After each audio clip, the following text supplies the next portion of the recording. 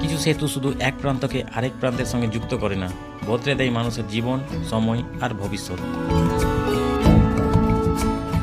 আজ আমরা পৌঁছে গেছি গঙ্গার বুকে তৈরি হওয়া পশ্চিমবঙ্গের অন্যতম বৃহৎ অবকাঠামো প্রকল্প ফারাক্কা নিউ ব্রিজে। দূর থেকে দেখলেই বোঝা যায় কতটা বিশাল এই নির্মাণ। আকাশ ছুতে যাওয়া পিলার, গঙ্গার বুক চিরে এগিয়ে চলা দীর্ঘ সেতু আর চারপাশে নদীর অপরূপ সৌন্দর্য, সব মিলিয়ে যেন এক অন্যরকম অনুভূতি।